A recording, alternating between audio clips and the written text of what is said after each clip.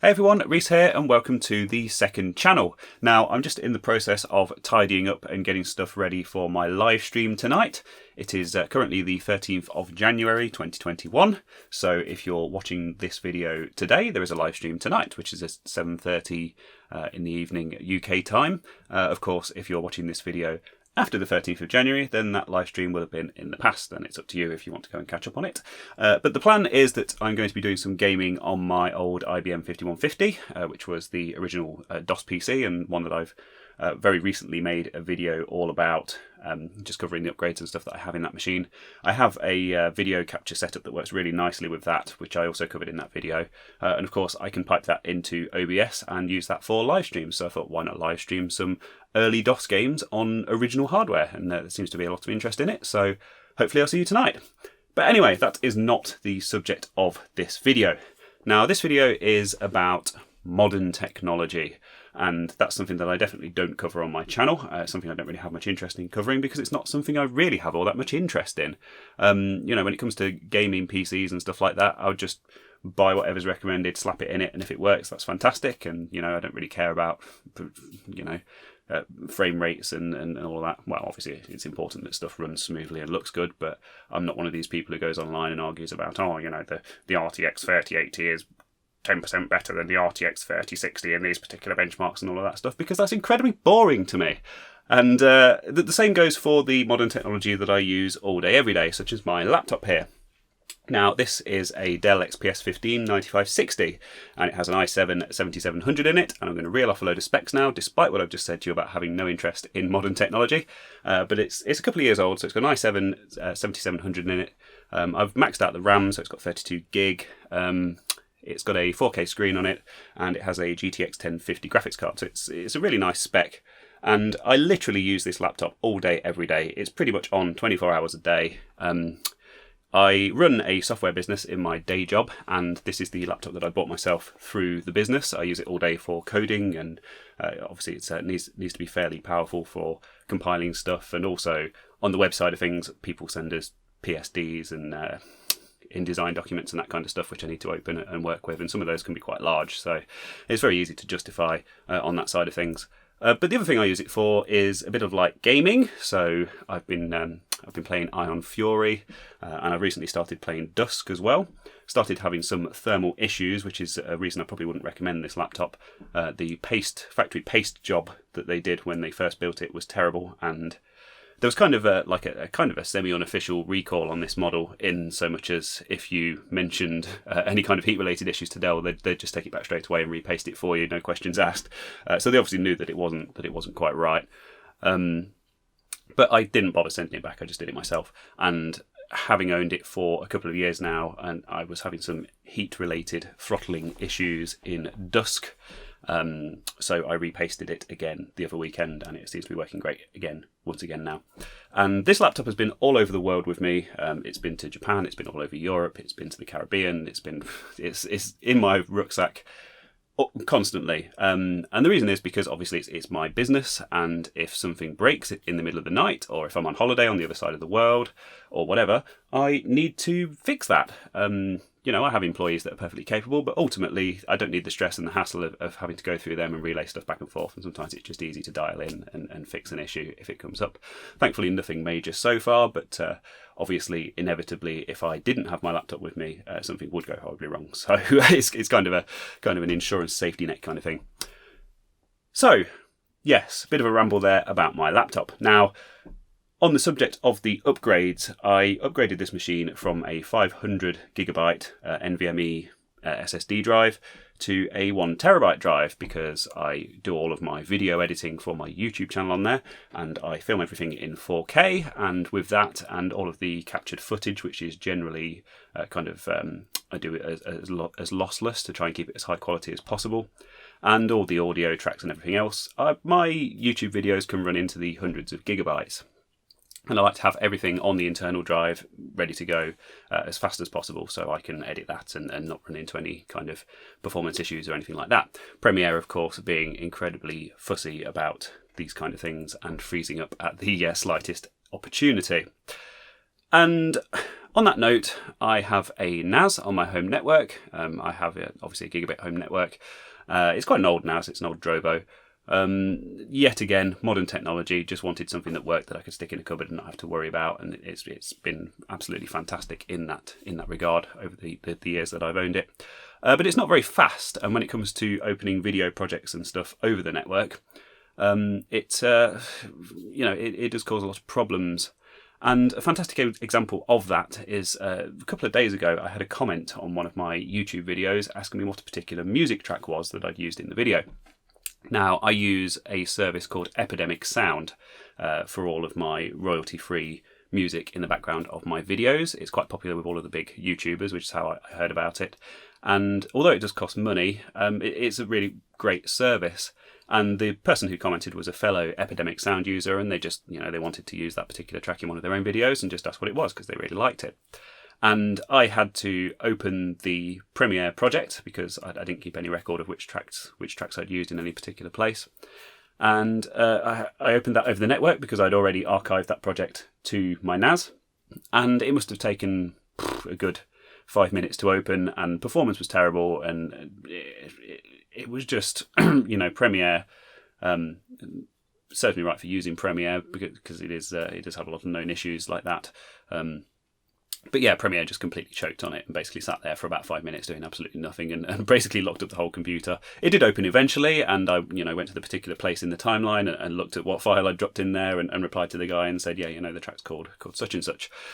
But it got me thinking about something that I'd attempted to do a while back. And when I upgraded this laptop from the 500GB SSD to the 1TB, I obviously kept the old original NVMe drive, and I put it in an external Enclosure USB adapter thing, which I have here. And this is a very, very cheap one from Amazon. I just thought, just stick it in there and it'll work. And it doesn't. For the kind of stuff that I'm using it for, that involves, obviously, the plan is to put all of my old YouTube projects and all the source files and the Premiere projects and stuff onto this. And for the kind of stuff that I'm using it for, it works. The performance is pretty good. It's almost as good as using the internal drive. But after a while, I found some really strange issues happening. So after sort of maybe 15, 20 minutes, half an hour of use, it would start to slow to an absolute crawl. And if I continued to use it and access the files, then it would basically just disappear completely, like I'd unplugged it. It would just, Windows would just pop up, device disconnected or whatever. And then I'd have to wait a while for it to work again. And of course, the issues, if you haven't worked it out by now, were thermal issues. It's overheating. NVMe drives can run quite hot. And yeah, this thing's obviously just, it's aluminium or it's some kind of metal, and it does get very hot externally when I'm using it, but evidently it's just not wicking the heat away from that drive sufficiently to keep it running.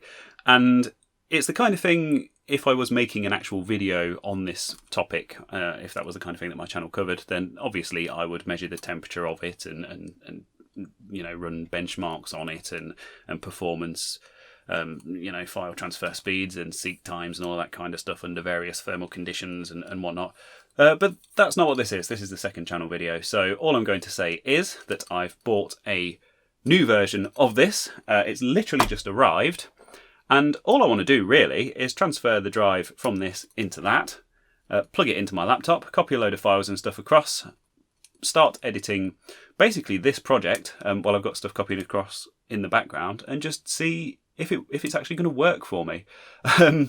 So yeah, not really a review as such, but just something that I came across when I was searching for NVMe drive enclosures that don't overheat. And so I thought we'd take a look at it together. And of course, if it doesn't work, this video will never see the light of day. And yeah, you'll all be none the wiser. So let's take this thing out of the box. Now, one thing I do want to say about this is I bought it from a company called Scan in the UK, scan.co.uk. They've been around for donkey's years, and I've used them for a really long time, and they've always been really fantastic. And I had a look on Amazon for this exact same piece of hardware, and not only would it have taken an extra day to arrive, so it would have arrived tomorrow, but with all the postage and everything else, it actually would have been about £5 more as well. So if that's an advert for, that's an advert for checking out independent retailers and not automatically assuming that Amazon are the best for everything. So yeah, and I assume Scan also pay corporation tax in the UK, unlike Amazon as well. So there's another good reason to use them. Anyway, let's have a look in the box.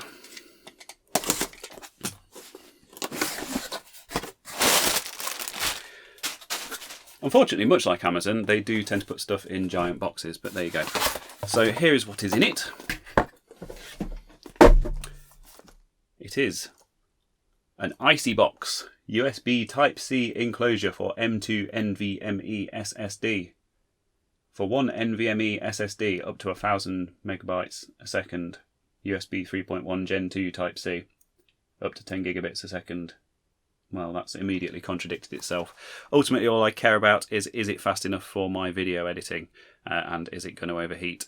And the thing that made me laugh about this one particularly, about this brand Icybox, is about 15 years ago, I upgraded a friend's PC. I think they were running on Vista at the time.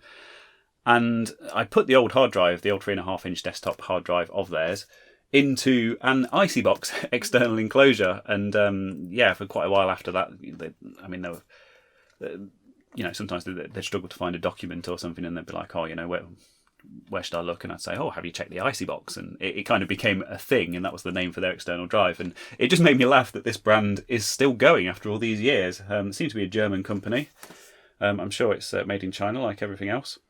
But the cool thing about this is that it has a thermal pad which physically connects the M2 drive inside to the external enclosure. And as you can see, it's shaped like a heatsink. So hopefully it should work pretty well.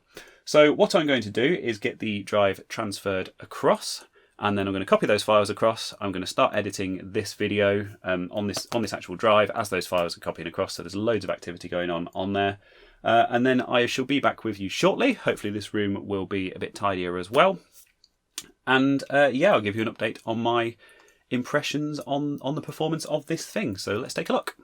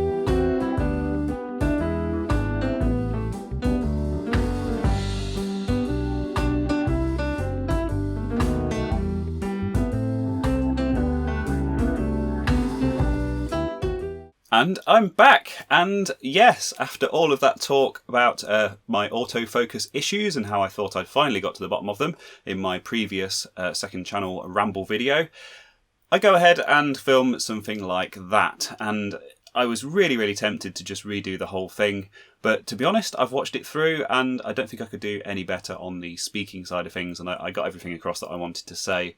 So apologies for that. I hope you minimised the window and just had it running in the background and listened to my beautiful voice instead of actually concentrating on the quality of the video itself. There are 4 different autofocus modes on this camera. It's just a little Panasonic compact camera that I bought when I went to Japan a couple of years ago, just so I had something slightly better than my phone for taking photos on. And I since discovered that it records video in 4K and thought, yeah, I'll use it for my YouTube stuff.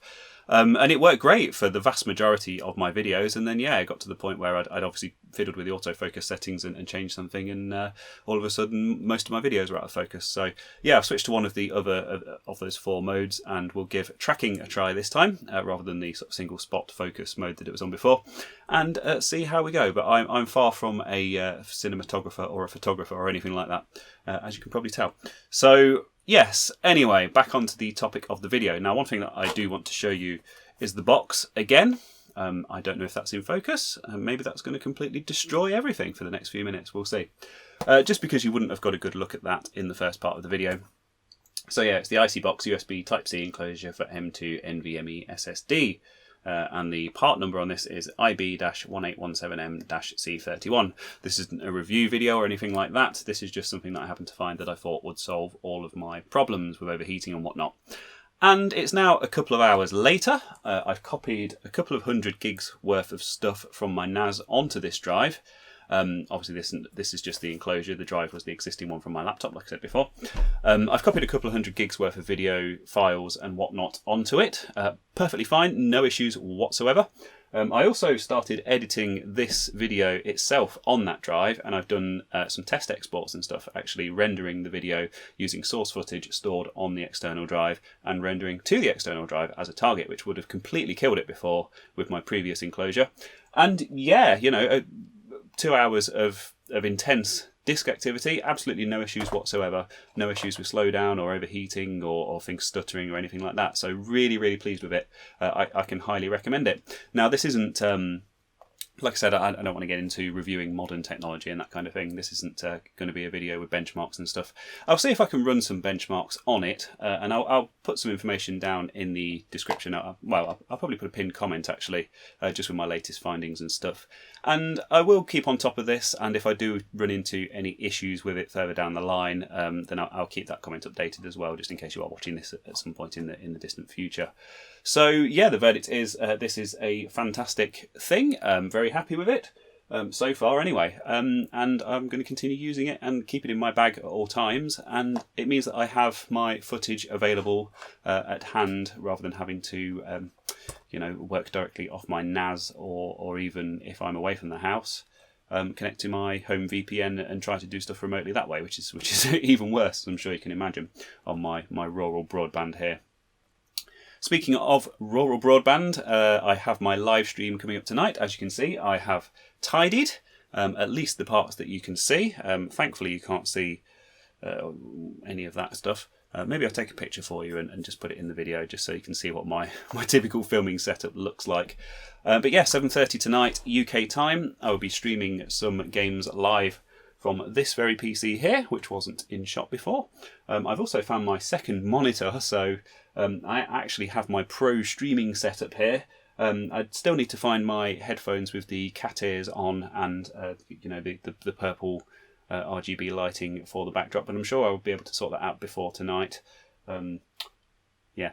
So thank you for watching once again. If you go and check out the main channel, Control-Alt-Reese, you can probably see part of the sign up there, where I cover all sorts of retro technology. And thankfully, the videos over on that channel are absolutely nothing like these videos, so you'll probably enjoy them. Thanks for watching, and I shall hopefully catch you later on this evening.